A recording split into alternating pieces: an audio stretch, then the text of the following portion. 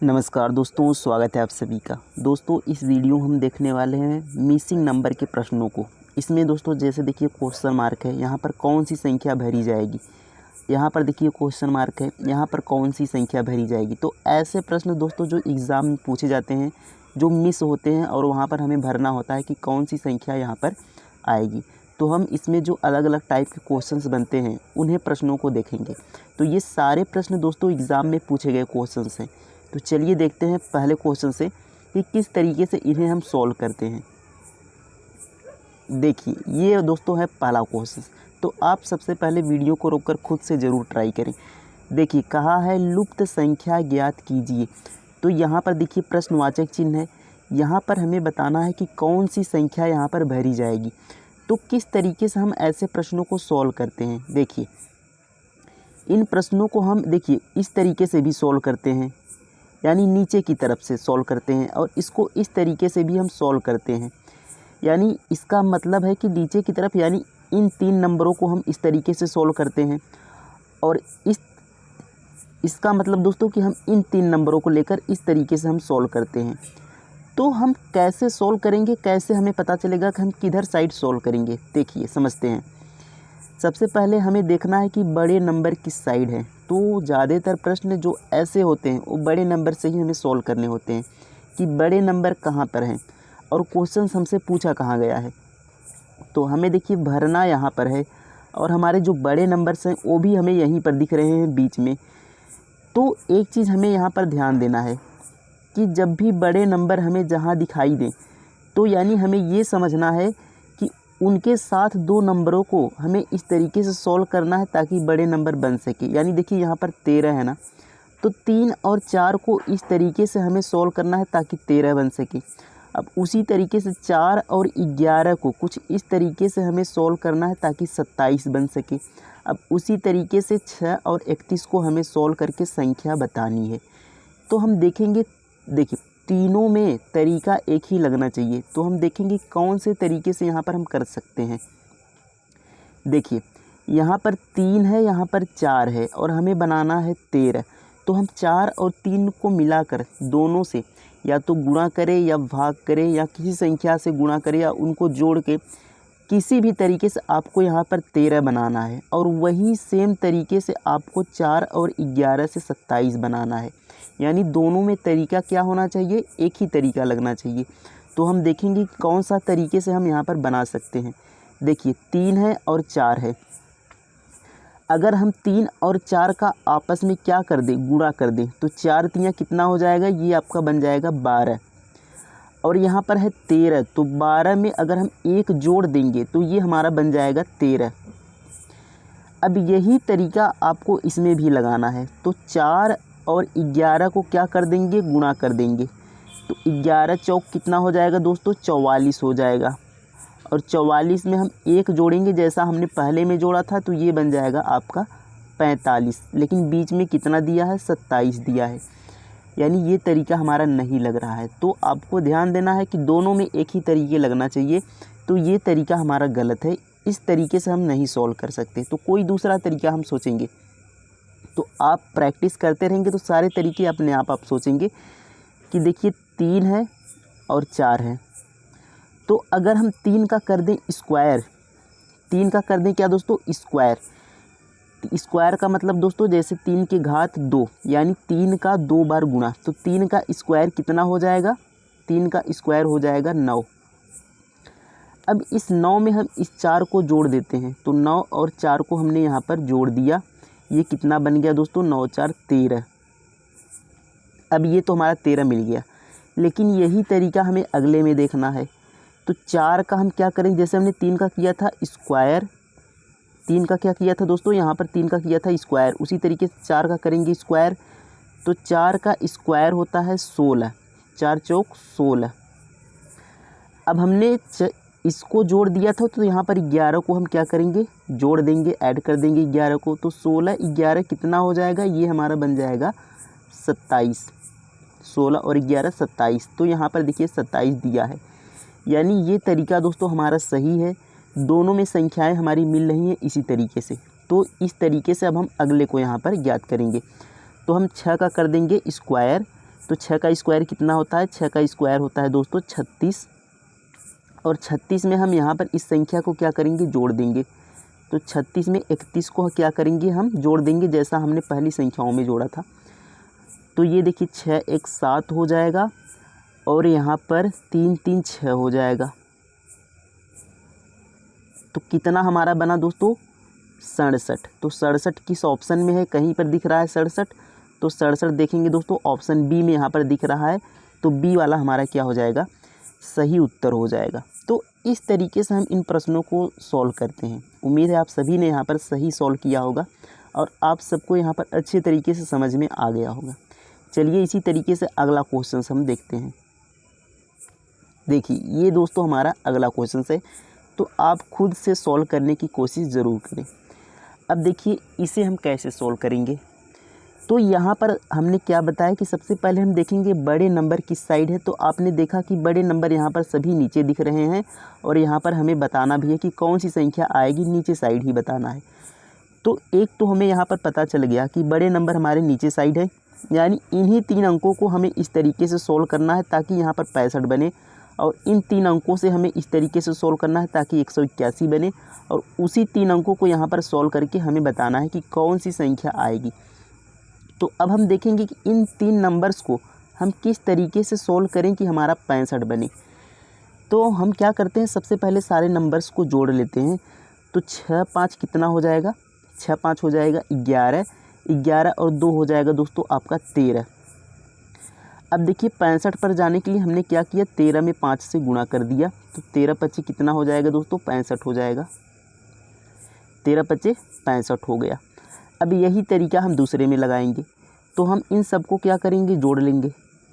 देखिए 9 8 और 17 हो गया, 17 और 6 23 हो जाएगा।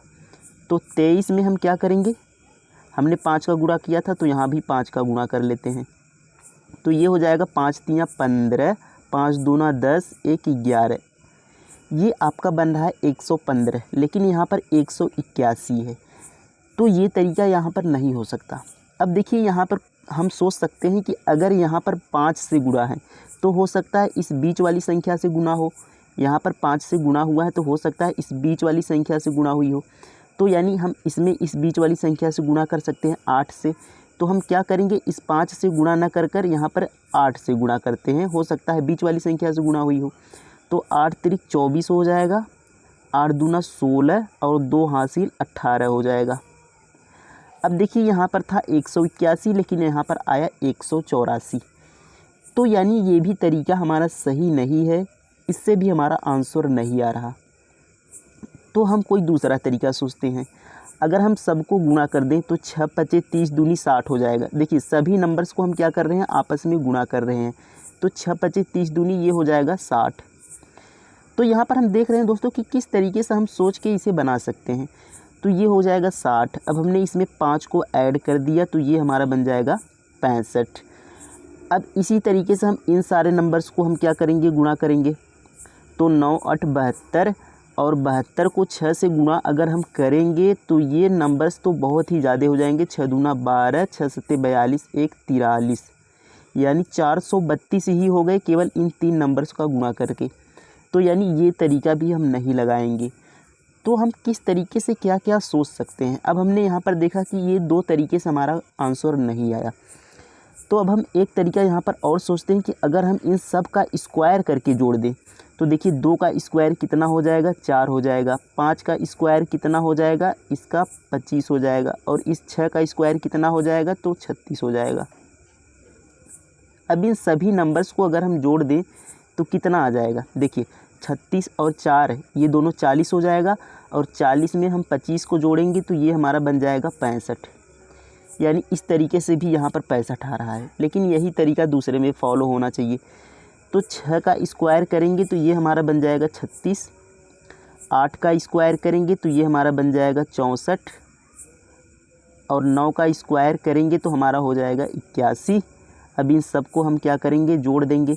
तो 64 और 36 कितना हो जाएगा, ये आपका 100 हो जाएगा, और 100 में 81 जोड़ेंगे तो 181 बन गया, और यहाँ पर भी है 181।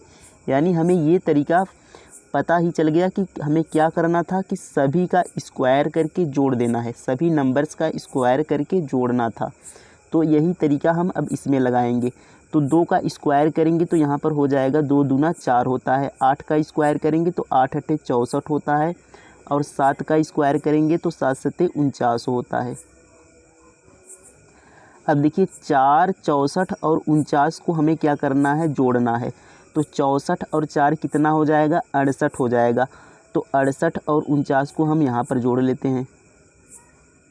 68 और 49 को जोड़ लेते हैं तो 9, 8, 17 हो जाएगा। हासिल 1, 6, 4, 10, 1, 11 कितना आ गया, 117 आ गया। ऑप्शन में है, ऑप्शन ए में यहाँ पर 117 दिया है।